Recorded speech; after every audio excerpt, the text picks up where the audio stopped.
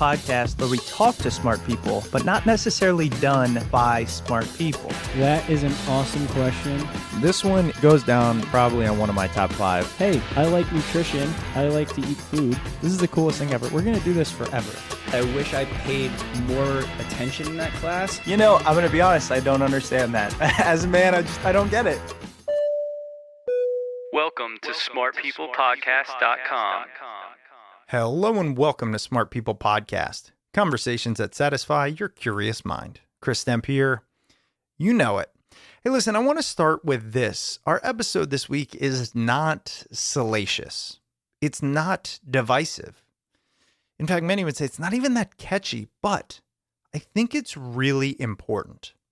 But I want to know what you think.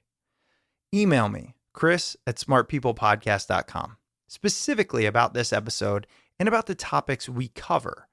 I've been doing a lot of thinking about our podcast recently, and I'm just being open with you. And I do these things for the sake of learning something new, maybe bizarre. And oftentimes I don't even know how it will directly benefit me to know these things, but that's kind of the beauty.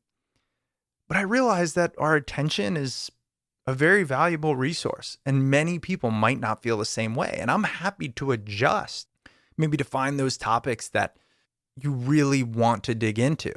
So let me explain our topic and why I chose it. This week, we are talking to Christopher Marquis. Now, he's a professor in sustainable global enterprise at Cornell University. His research has focused on how businesses are creating a more resilient or sustainable capitalism by focusing on what they call the triple bottom line. That's environmental, social, and financial performance. Now, specifically, we're talking about his brand new book. In fact, it's not even out yet, so I would pre-order it. It's called Better Business: How the B Corp Movement is Remaking Capitalism. Now, many people have probably never heard of B Corp. You might have never heard of its kind of cousin, which is Benefit Corporation. In fact, I learned about the B Corp certification years ago when I was working on my nonprofit, but I did not know the level of detail we talk about here. So again, getting back to my point, why did I want to talk about this subject? Well, essentially, I personally think that here in America, the idea of capitalism is failing us. Now, I don't mean that in an anarchist type way. I think capitalism has served its purpose. I think it's the best we've created thus far, but we need to evolve out of it. This is my opinion. It's why I've helped found a nonprofit. I also think the incentive structure of capitalism is there for a reason, and it has worked thus far for the most part. But this B Corp, or at least where we're going, is can we put financial goals at least on the same page as societal goals? And to me, that's what this episode is about. But you be the judge. And again, let me know, chris@smartpeoplepodcast.com.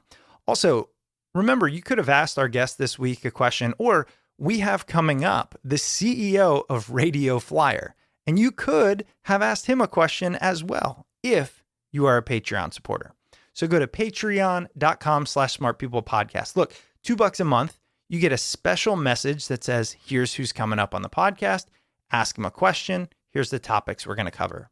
How cool would that be? It's like a direct line to these people. Patreon.com/smartpeoplepodcast. All right, let's get into it as we talk to our guest, Christopher Marquis, about his new book, Better Business: How the B Corp Movement is Remaking Capitalism. Enjoy.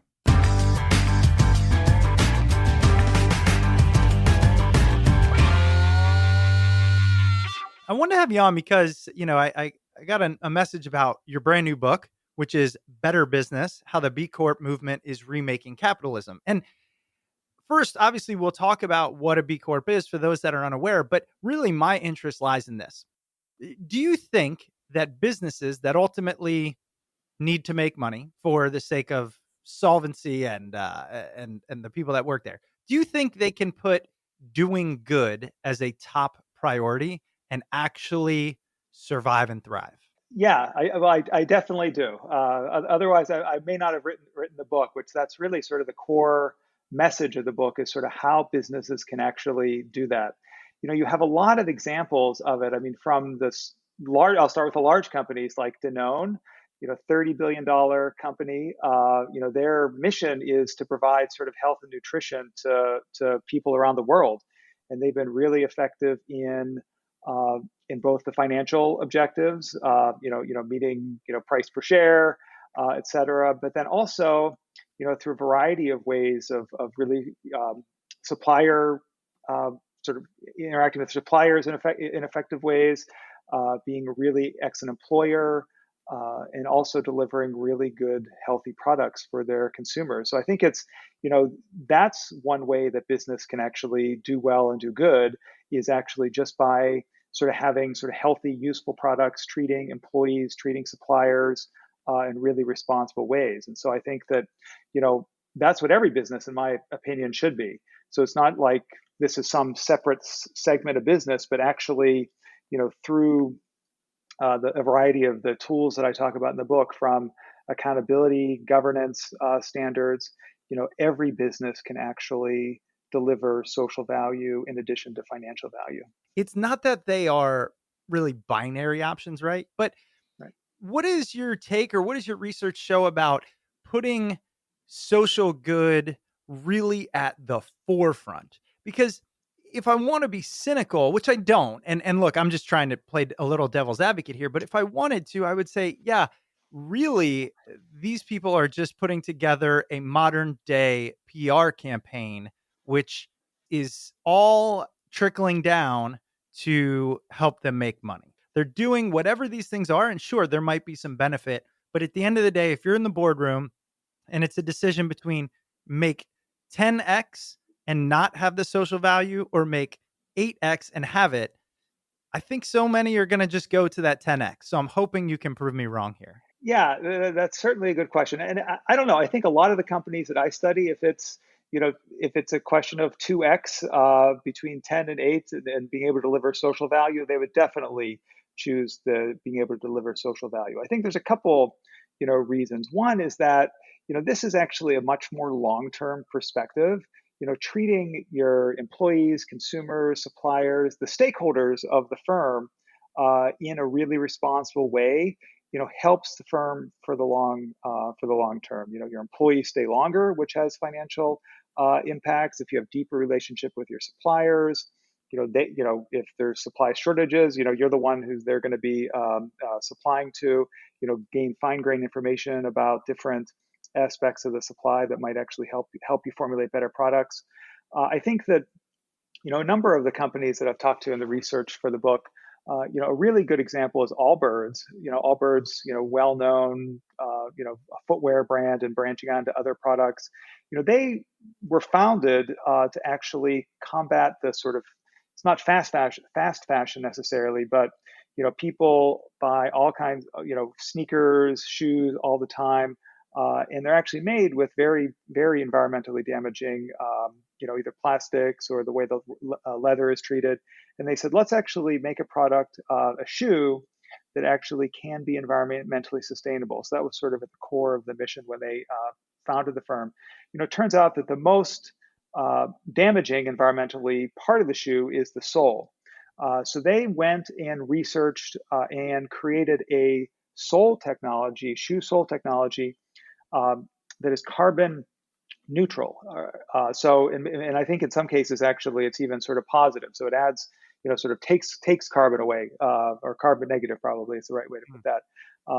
And they did not, like many companies would do, sort of patent that technology, but they actually open sourced it. So they spent all the money R&D, and what they said is that, this is something that is part of our mission of delivering more environmentally friendly footwear. And why would we patent this? Because we'd be very happy if other companies were to adopt this as well. So I think that, there are a lot of businesses that, it's not like they're not making any money, but where they actually do sometimes make trade-offs on the financial end to meet a larger mission or to connect with their stakeholders in a more long-term fashion. Allbirds is such a great example. And admittedly, I have never owned them, but I'm well aware of them and I've heard incredible things. I did not know about what you just mentioned. That's why I have experts on the show, right? The thing about R&D and then just opening up. I mean, Right. that is the type of stuff where you're like, look, you cannot say there's a financial incentive for that. So Right. all the credit in the world. I do wonder, however, how much of it is a marketing strategy as opposed to it is a real belief that happens to have a marketing strategy benefit. Personally, I think that it starts with the real belief. You don't do things like give away the technology like that just as a marketing gimmick. I don't think.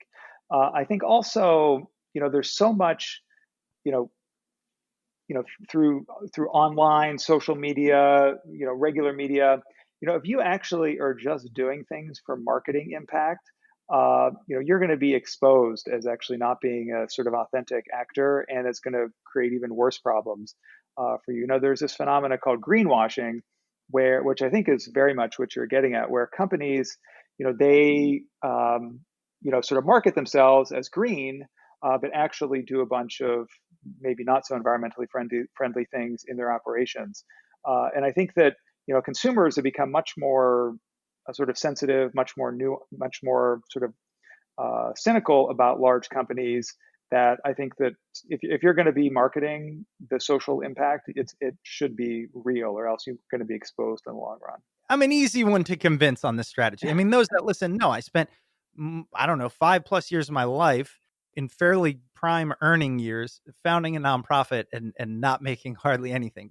And frankly, it was one thing that I'm most proud of and enjoyed. So I truly do understand that it can be there. I feel like that's where this B Corp aspect comes in a little bit. So for those that don't know or haven't caught up yet or whatever, tell us a little bit about what a B Corp is, and also why did you decide to write an entire book about Sure thing. Good question. So first of all, what a B Corp is, it's a company, so not a nonprofit, but a company like Allbirds is an example, or Danone, which I mentioned. And Danone has a number of subsidiaries that are B Corps. And this company, their social and environmental performance has been certified by a nonprofit. So you've probably heard of many certifications like Fair Trade, Organic, LEED, which are about certain products. And at least to my knowledge, the B Corp is the only certification that is sort of about the whole company, the company operations. And so, they have to go through a rigorous sort of qualifications process, such that actually there's a pretty low number of B Corps. If you, at least to my mind, there's about 3,500 B Corps worldwide. Actually, half of them, over half, are outside the U.S. So this is not just a U.S. phenomena. This is a global phenomenon. Allbirds, Kickstarter, Casper mattresses. Those are some sort of hot sort of startup ones. You have Athleta, the yoga apparel brand of Gap.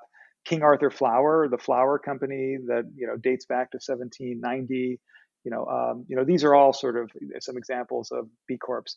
The thing that I find really powerful about the model, and why I wrote the book, is that it's not just about B Corps, if that makes any sense. The model that they have has sort of two main components. So one is an accountability component, so the assessment that I just described, and that's something any company can use. And the reason why I titled the book Better Business is that almost all the companies that I talked to said actually using this assessment, forget about the social and environmental aspects, actually helps my company become a better business. And so, many venture capital companies use it as part of their due diligence for investing in companies, and other companies use it that are not B Corps as a management tool. So it's sort of something that goes beyond the B Corp set of 3,500 companies. The second point is that the founders of this movement at a nonprofit called B Lab actually went and got the laws changed in the majority of U.S. states, and actually now in a number of countries such as Italy and Colombia, Ecuador, and the Canadian province of British Columbia, whereby there's a new type of company called a benefit corporation. And this type of company, sort of at its core, expects that the company will meet the needs of all stakeholders. It should actually focus on stakeholders, not just financial shareholders, which the modern day regular corporation or C corporation is primarily, the primary stakeholder is shareholders. So under this B corporation governance, it's all stakeholders, and this is at least 10,000 and probably a lot more. It's companies incorporate by state, so it's hard to tabulate how many there are. But this is something that is spread all over the country and the world.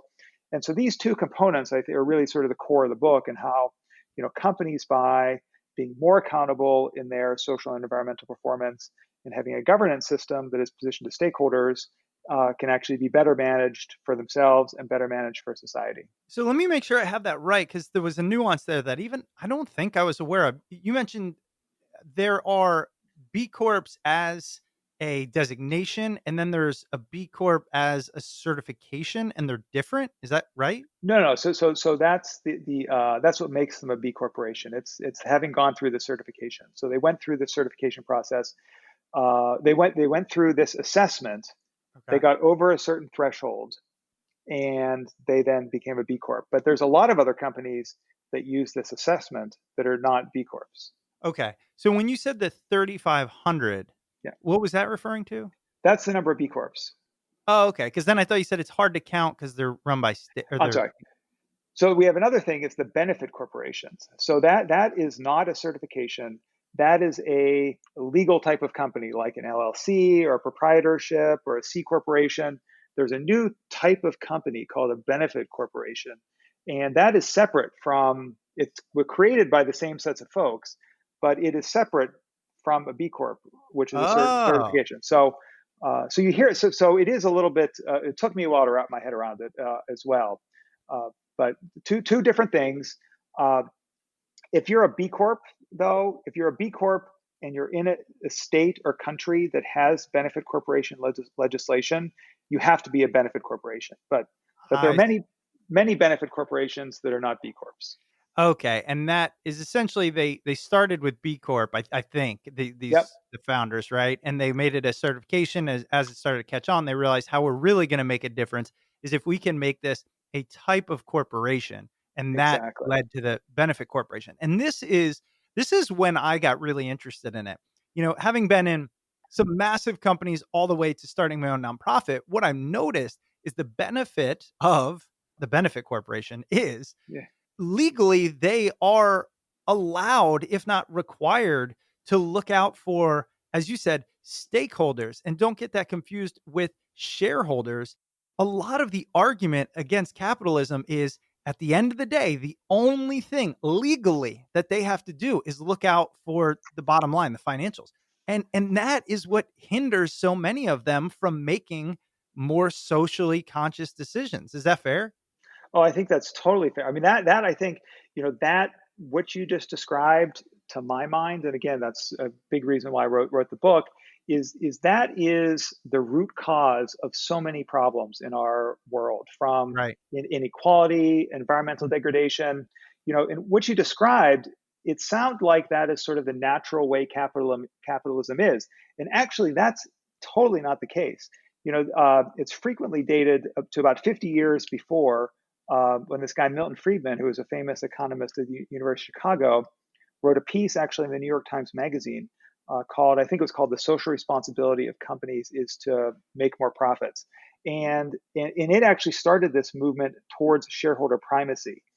Before that, uh, companies looked after their employees. There were generous pension programs, great benefits. People would stay 25 years and get a gold watch. They were great community actors involved in, local organizations.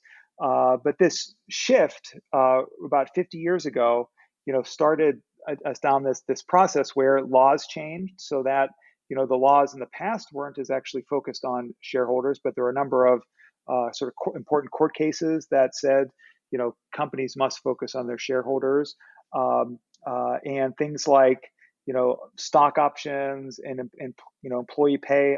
Excuse me, CEO pay just going through the roof. I think uh, around 1970, the ratio between CEO pay and average employee pay was like 25 or 30 to 1, and now it's like 300 or something to 1. Yeah.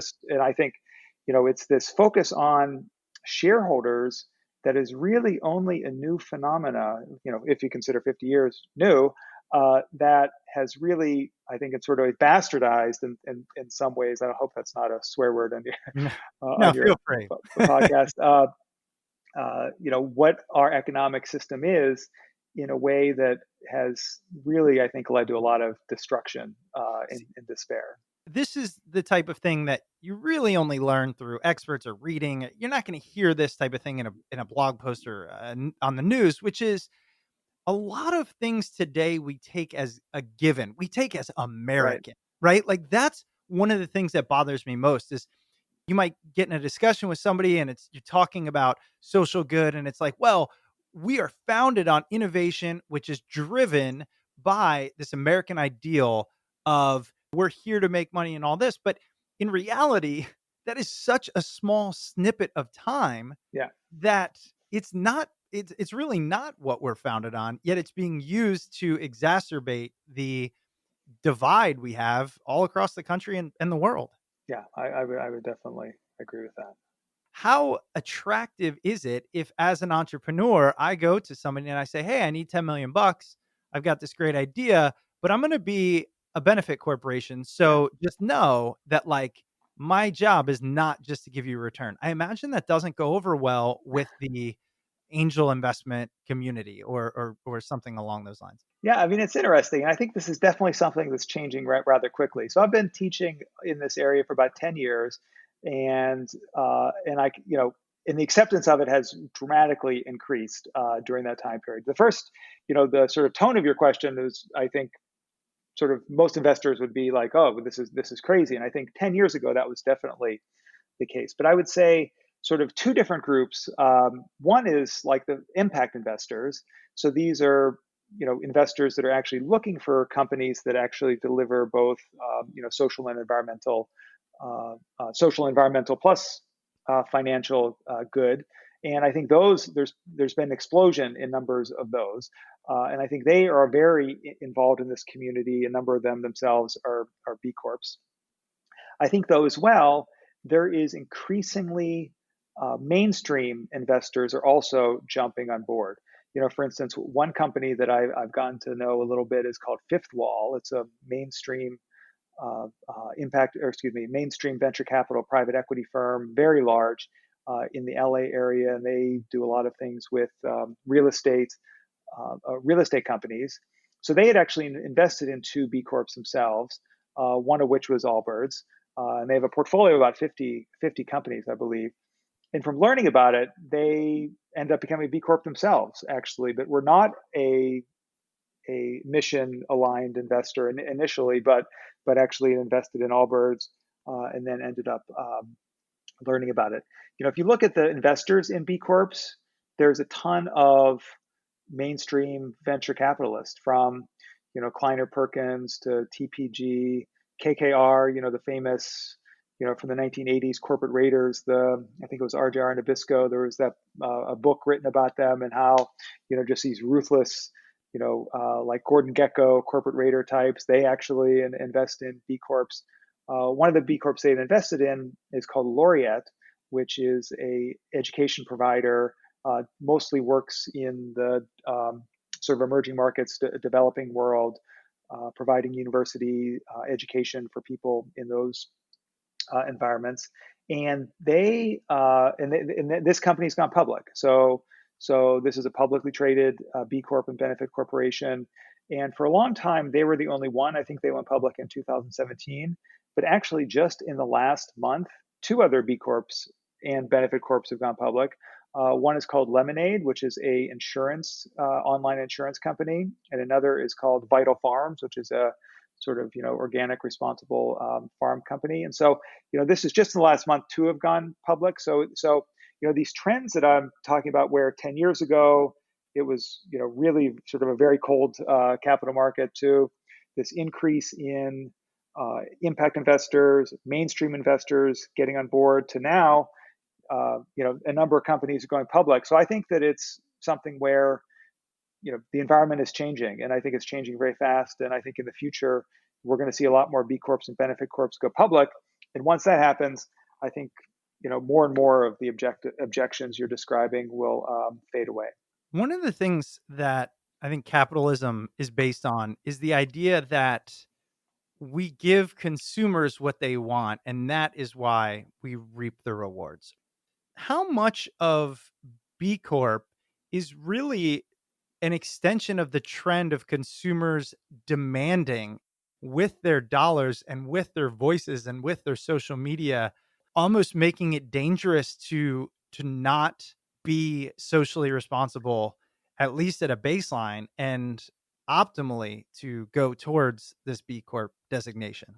Yeah, I think there's definitely something to be said about that. And part of it, I think, sort of maybe a little bit underlying your question, is demographics.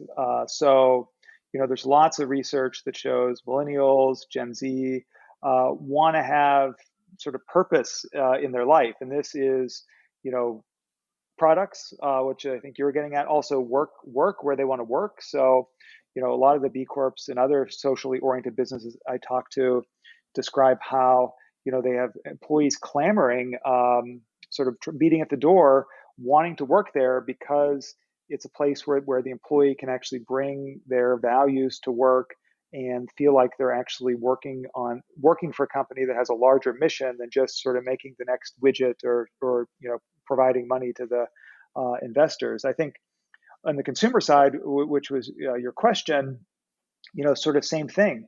I think that I think we still have a lot further to go in, consumers actually making choices based on their values. But clearly, there's a big set of consumers nowadays that want, companies that have a mission and are not, not just greenwashing and about marketing, but actually authentically delivering value to society. Yeah, I mean, one of the things that speaks to my heart when it comes to that is, as I mentioned, the nonprofit I worked on was based on healthy and sustainable food. And not that long ago, right? 7 years, let's call it. And I remember getting really into the idea of grass fed, like grass fed Mm-hmm. beef or free range chicken Right. or whatever it is.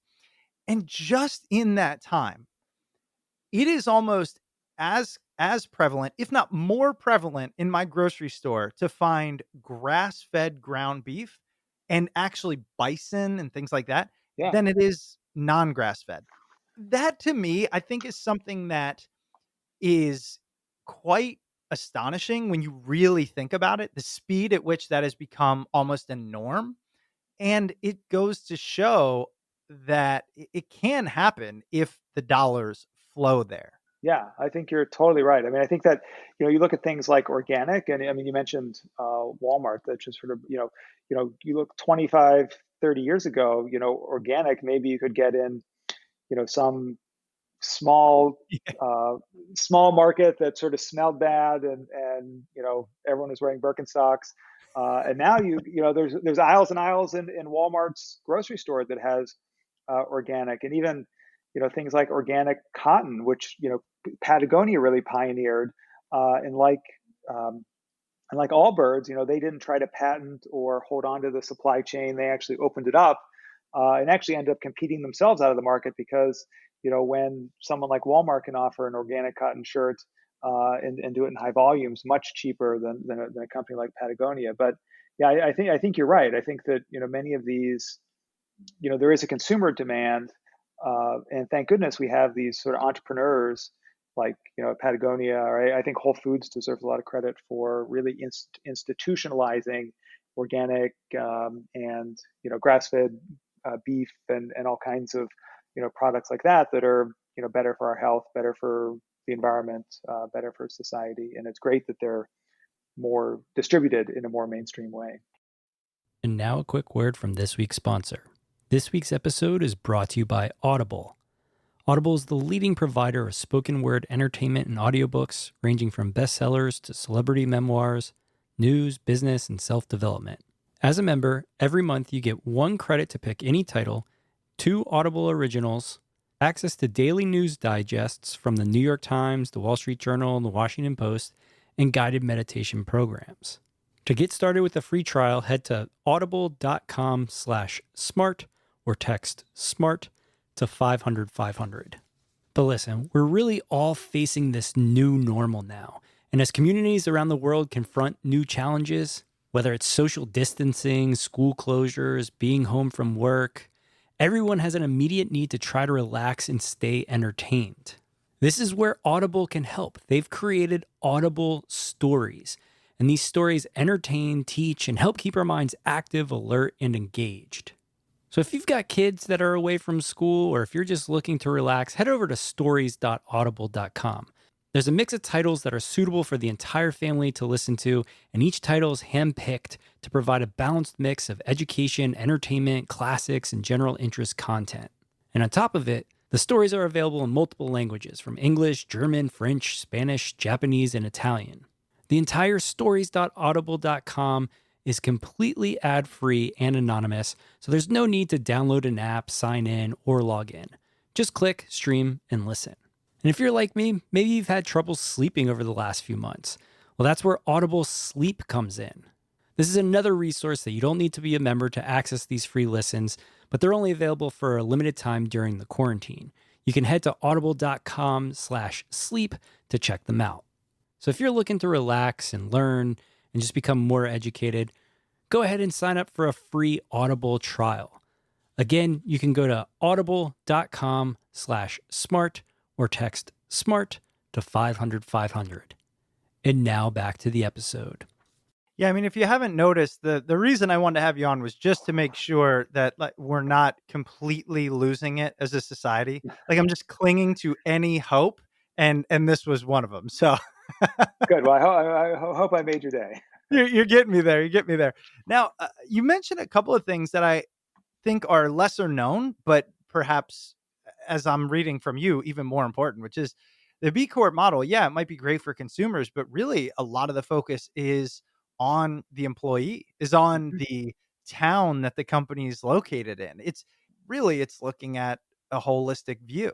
Yeah, definitely. I mean, I think that, many people ask me like what the economic benefit of being a B Corp is. And I think, you know, maybe some you do get some on the marketing side and through reputation and image, being a good actor, people wanting to buy from you.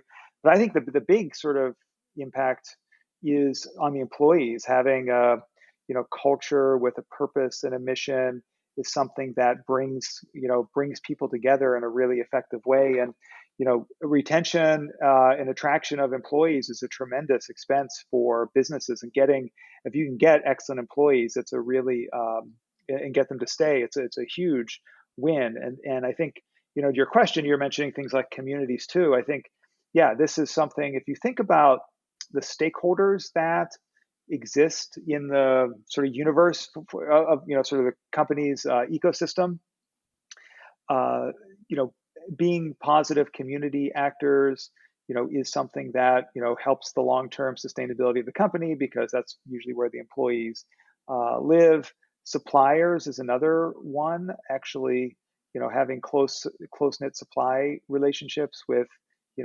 individuals you can count on is another big benefit. So I think I think your question was actually more about like benefits to outside the company, but I see it as really a win-win where it delivers a lot to the society, to the environment, but also really pays itself back for the company too. That is such a great point. I know there's so many people that can vibe with this or understand this. Just as an anecdote, it reminded me of my first career was in commercial real estate lending. And I very clearly remember I was 21 years old, so it's over 15 years ago. And I had in front of me like a photocopy of a check that somebody had sent in. We were doing some loan for them. And there were a lot of zeros on this check. I can't remember if it was 5 or 6, but a lot of zeros.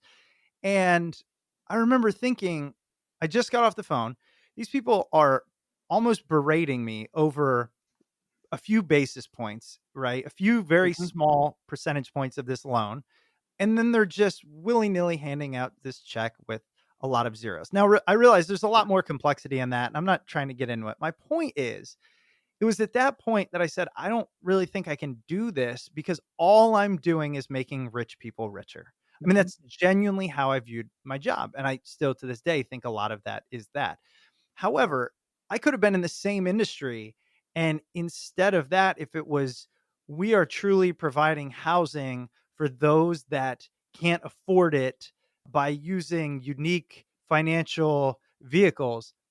I mean, that's something I would have worked harder for and longer for. Right. And so even from the most basic frontline employee perspective, you're right. That could be a extremely beneficial designation to have or belief system to go through.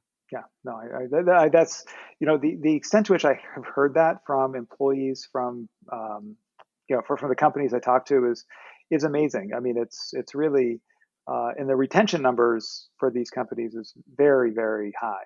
You mentioned something earlier that I have, it's one of the notes I wrote down. Long-term perspective.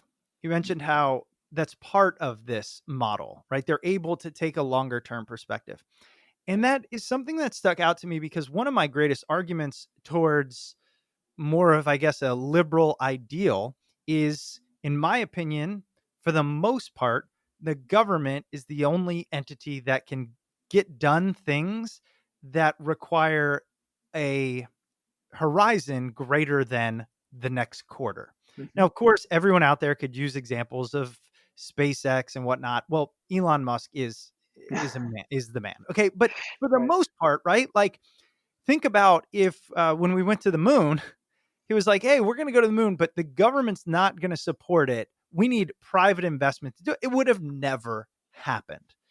Do you think that the B Corp is actually helping to solve that problem of allowing businesses to really look, how can I change the future of the world in 10 years rather than worry about my quarterly financial statement?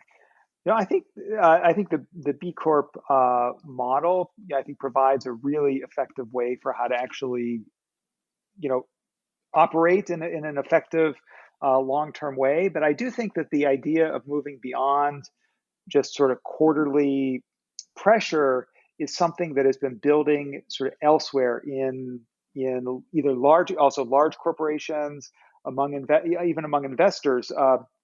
You're probably familiar with, it was probably in August or September of last year, 2019. The CEOs of the 200 largest U.S. companies came together Yeah. as part of their the business roundtable, and articulated a new vision for what a corporation should be. It should be about the stakeholders, the employees, the environment, the community, as opposed to just being about the shareholders. So I think that's sort of one indication that people are starting to look more long term.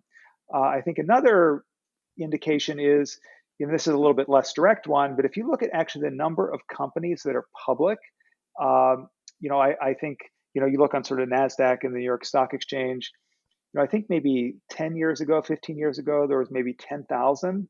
I think it's under 6,000 now. I think that, companies are choosing to stay private, to not actually have to go through this sort of quarterly rigmarole and really pressure. So I think that there's a lot of indications that, this idea of getting off this, quarterly hamster wheel, so to speak, is present in the mainstream as well. And the reason why I think the B Corp model is so important for this is that, if you look at a big critique of the Business Roundtable statement, and what they said, I think it's the Council of Institutional Investors came out and said, this accountability to everyone is accountability to no one. In that, the reason why actually shareholder primacy is useful is that, it's actually simple to have one number to shoot for.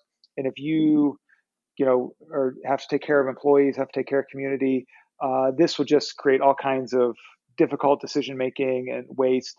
And I think that the B Corp model actually puts rigor behind, through this accountability and measurement system that I talked about, puts rigor behind actually meeting stakeholder needs in a way that companies can be accountable, and can manage themselves effectively in a stakeholder way. So I think, yeah. So sort of long-winded answer. I'm sorry to No, your no. question of how sort of getting off this quarterly treadmill is something that's been, I think people have been wanting to do for a while. And I think that the B Corp model is really helpful to do It makes me hopeful because I often think, why would they want to change the system? And when I say they, it's all the people that are Right. benefiting from said system. It reminds me a lot of politics, right? Where I'm like, Yeah.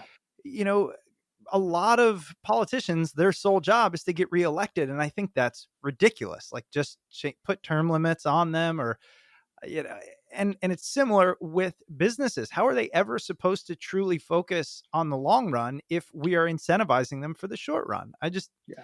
doesn't make sense to me. So with that, I want to ask you this. You wrote a book on this. I'm sure at some point in writing this, you thought, I want to sell books, right? Because Right. you would never write to say, I don't want to sell. But in order to sell books, the average person needs to not only care, but benefit in some way. Why does the average person need to know this? Yeah, so I think that's a great question, and I do hope to sell books. So, Yeah. so listeners, all you can go onto your local independent bookstore, online, or even Amazon, wherever. Please pick up a copy. But yeah, but seriously, Absolutely. I think that there's a few things that are important. So, sort of audiences, if you think that I hope that will pick up the book. So one is beyond B Corps, sort of mainstream entrepreneurs and corporate leaders. I think that these CEOs from the Business Roundtable, it was real surprising and actually a little disappointing to me. These the Business Roundtable, they came out with a statement. I think they thought everyone's going to pat them on the back, and they end up getting a bunch of critique about, one of which was about this accountability. I think what they should have done is said, you know what, we do need to think about this model of being accountable. Give us 6 months, and then they can come back with something a little bit more sort of actually elaborate and detailed. But they didn't really say anything.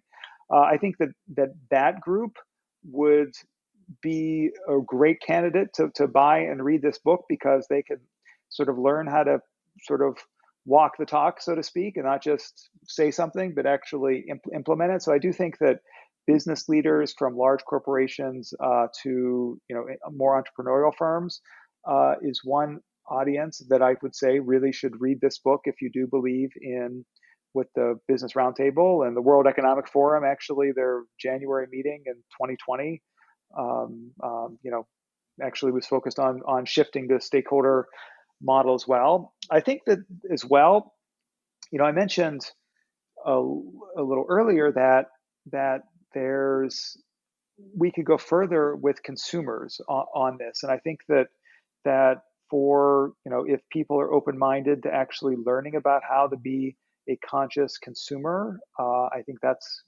another set of folks that might be interested in the book. And the in some ways elephant in the room that we haven't talked about yet is, when I wrote this book and when the Business Roundtable came out with their statement, and we were in a very different world than we are now. And I think that with the COVID pandemic, with the attention to spotlight on systemic racial injustice issues, having a more sort of resilient and sustainable system of capitalism is more important now than ever. And so I think that for all those reasons, I think that people should pick up the book and take a look. Yeah, and these things are part of movements. I mean, I Right. think a lot of times we can get frustrated, especially during this pandemic where we're kind of isolated, and think all the things out there, all the unrest, all the anger, and all the protesting, and all the voices that are being heard, are they going to fall back on deaf ears eventually? Are we going to go back to the way things were? And I think it's easy to believe that, but I can tell you from my perspective, talking with companies on almost a daily basis, uh, consulting with them, companies are actively hiring, diversity Yeah. and inclusion professionals. They are training their workforce on it. It is blown up, and I say that just because in line with B Corp and in line with the pandemic, what you're talking about, these things do create ripples, which create waves, and this can be just one of them. It's one that, again, I remember when I first heard of it 10 years ago thinking, this should be how business is done, where, yeah, we try and make money, but do good in the process. So that's why I wanted to learn about it.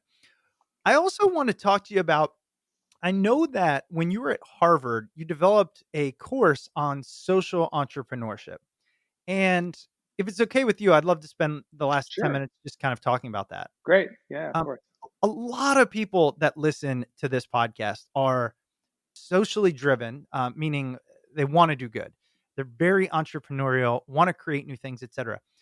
If we could talk a little bit about, first and foremost, when you were developing and then teaching this course, what did you find to be the most important thing you needed to get across to students about social entrepreneurship, becoming an entrepreneur in this space? Sure. So a couple of things. One, I just want to back up a little bit and say sort of, why I ended up developing that course. I mean, it's so, and it actually relates to why I wrote the book too. I was teaching a class actually on corporate social responsibility, and looked at large companies that do a lot of great stuff, like IBM. Goldman Sachs, people criticize a lot and maybe justified, but has done a lot of really innovative and really high impact things in the social responsibility space. Timberland and another well known company. One day in class, a student said to me, I don't know why we're studying all these large companies that have these tacked on CSR programs. We should be studying companies that actually have a social mission at their core, like B corporations. And I think this was in 2009. I'd never heard of what a B corporation was.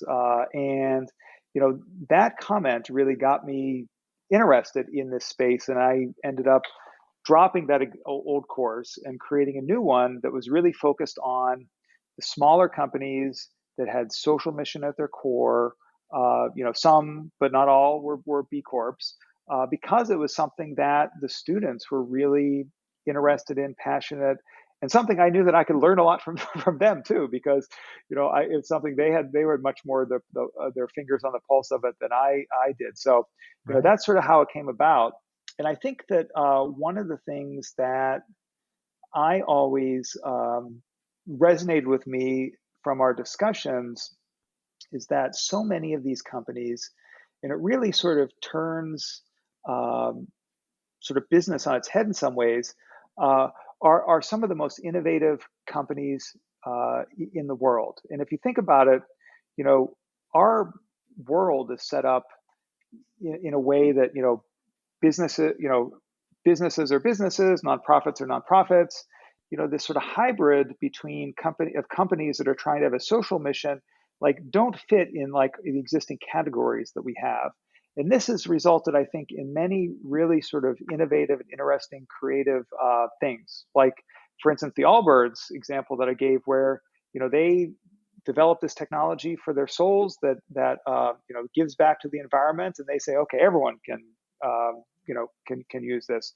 Patagonia, started on Black Friday, the big sales day after Thanksgiving, giving away all of its, or a high percentage of its sales. I can't remember the details, but then also had an active program of like, don't buy from us, which is, I think, totally authentic, and actually repairs all of its products for free, because it doesn't want people to be in these sort of uh, these like cycles of consumerism, and to actually buy quality things and keep them for a long time. I have a Patagonia jacket. I've had it for maybe 8 or 9 years. I've sent it back to them 3 times to repair. Not their problem. It was things like my pocket got hooked on something and ripped, and they Wow. fixed it for free.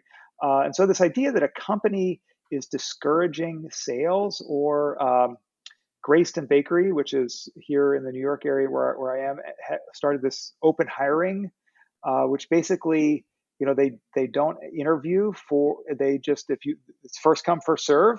And their idea is that, this is a much more socially uh, equitable thing, because, so there's so much sort of discrimination, and people, from prison populations to other, homeless, end up not getting hired. And if you can just come in and get a job, this is something that is, sort of much more equitable. That's like really interesting.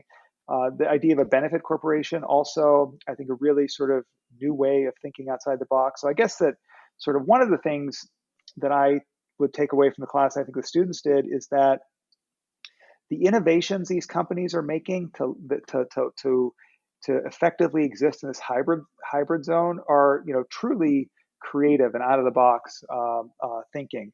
I think the second thing is that a lot of what these companies are about is not just about selling products and services, but about greater systemic change.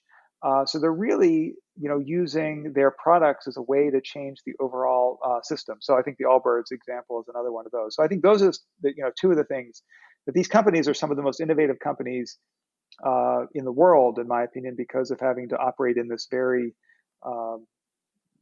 sort of constrained environment, and then also that they're trying to change the overall system. Yeah, it's a really good background on what they do and how that fosters innovation, which is what everybody's looking to do today. How do you think that relates to the solopreneur right now?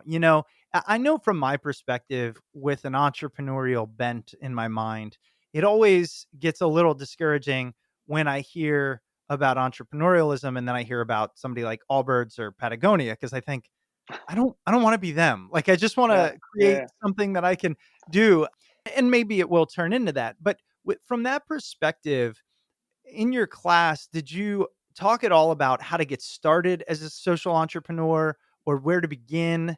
I mean, this is where the students are. So many of them, part of the class was always about. We had sort of student projects where some of it would be just sort of made up, which sort of create your own social business. But some of them were things that people were actually working on. And one example, I taught the class last year at Cornell Tech here in New York City, where I am. And one of the students was starting, I think it was a solopreneur company. It's called Grow, and it provided like feedback and 360 evaluations through like Slack and other digital means. And he found that he took the class and actually ended up incorporating a sort of social mission component in his class. And it's sort of, like I said, where people, they want to work for companies that are sort of resonant with their values.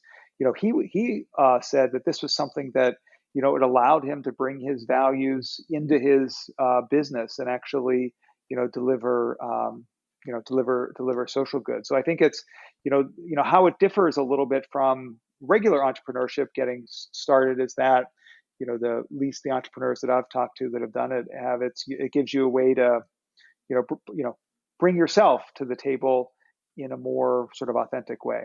What a great insight. Like, really, I mean, these are one of the things that I try and pull out from every episode. And it's this idea, right?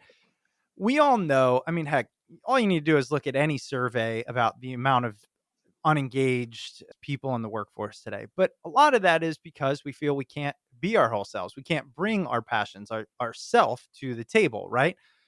Well, I mean, like you were saying, imagine this company's 360-degree feedback in a Slack environment, something like that. Okay. Basically, Right. it's layering a process on top of an existing technology. You could take that very Silicon Valley, just trying to scale, going after the angel investment type mentality. Or you could maybe do that, but on top of it, we're doing All right, this I hope you because enjoyed that we interview want with to create Christopher more Marquis. conscious leaders. Christopher's in a book, Better fast-paced Business, environment How the B that are Corp building Movement is their Remaking teams out Capitalism, based on will be their available team's on feedback, something September like that, 13th, right? Two wherever completely books are different sold.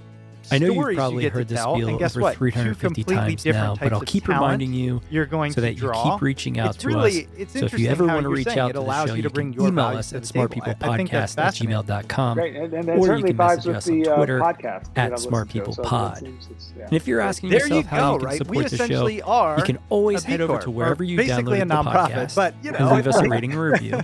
And the Or people if that you want to listen, support us that's why I monetarily, was you saying, can head over to it's Patreon, the same thing. You could go listen to patreon.com/smartpeoplepodcast. Tim Ferriss or Pat Flynn. And if you try want to to stay figure up out to how to date make more all money, things Smart People nothing Podcast, wrong with that. head over to our website, But you come here to hopefully expand your mind smartpeoplepodcast.com, knowing that and it sign will up for the benefit newsletter. you and those around If you're you. anything like me, there's my you sales feel pitch. like you're living Look, Groundhog Chris, Day. it's been a blast. I over really appreciate and it. over Again, the and book over is again. Better Business. So I hope you're how doing the B well. Corp Hope you're movement staying is safe. remaking And I hope that we just capitalism. continue to be Before we part let of you your go, day. tell us a little bit All right, about. that's it for us I this read week. a few of your Make articles, sure you so stay where we tuned can because we've find got a you, lot of great what you're interviews up to coming up. next. Any And we will goods that see you want you to pass all along. next sure. episode. So my website is just my name, chrismarquis.com, and please take a look and reach out if you're interested in this topic.